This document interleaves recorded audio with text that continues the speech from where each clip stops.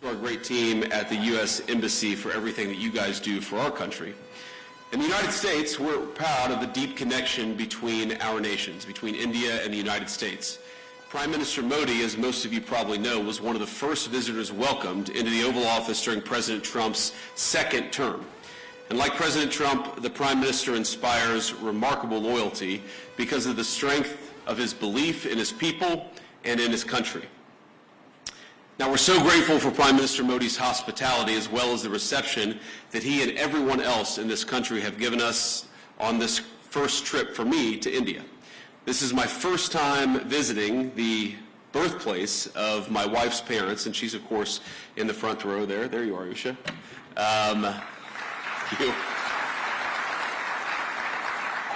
She's a bit of a celebrity, it turns out, in India, I think more so than her husband.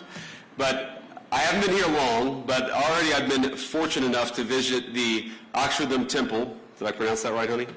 I did okay? All right. With my family this morning, as a matter of fact. And last night, Prime Minister Modi welcomed me, Usha, and our 3 small children at his beautiful home.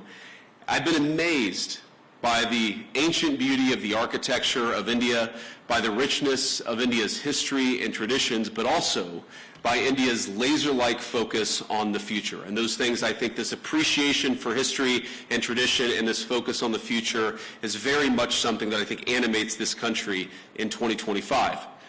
Now, in other countries I've visited, it sometimes feels like there's a flatness, a sameness, a desire to just be like everyone else in the world. But it's different here. There's a vitality to India, a sense of infinite possibility, of new homes to be built, new skylines to be raised, and lives to be enriched. And there's a pride in being Indian, a feeling of excitement about the days that lie ahead. Now, it's a striking contrast with too many in the West, where some in our leadership class seem stricken by self-doubt and even fear of the future. To them, humanity is always one bad decision away from catastrophe. The world will soon end, they tell us, because we're burning too much fuel, or making too many things, or having too many children. And so, rather than invest in the future, they too often retreat from it. Some of them pass laws that force their nations to use less power. They cancel nuclear and other energy generation facilities, even as their choices, the choices of these leaders, lead to more dependence on foreign adversaries. Meanwhile, their message to their friends, to countries like India, is to tell them that they're not allowed to grow. Well, President Trump rejects these failed ideas.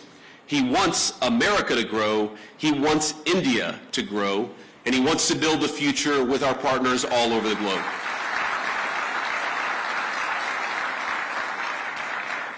And when I look at this audience, or when I visit this incredible country over these last couple of days, I see a people that will not be held back.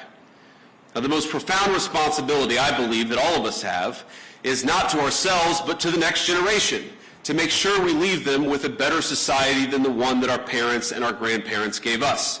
And this is the world that America seeks to create with you. We want to build a bright new world, one that's constantly innovating, one that's helping people to form families, making it easier to build, invest, and trade together in pursuit of common goals. Now, I believe that our nations have much to offer one another. And that's why we come to you as partners looking to strengthen our relationship.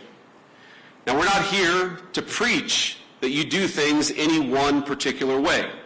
Too often in the past, Washington approached Prime Minister Modi with an attitude of preachiness, or even one of condescension. Prior administrations saw India as a source of low-cost labor on the one hand, even as they criticized the Prime Minister's government, arguably the most popular in the democratic world, and as I told Prime Minister Modi last night, he's got approval ratings that would make me jealous. But it wasn't just India. This attitude captured too much of our economic relationship with the rest of the world.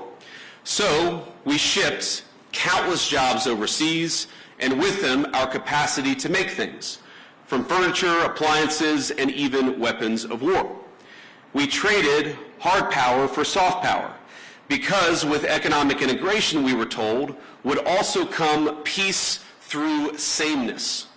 Over time, we'd all assume the same sort of bland, secular, universal values, no matter where you lived. The world was flat after all. That was the thesis, and that was what they told us. And when that thesis proved false, or at least incomplete, leaders in the West took it upon themselves to flatten it by any means necessary. But many people across the world, and I think your country counts among them, they did not want to be flattened. Many were proud of what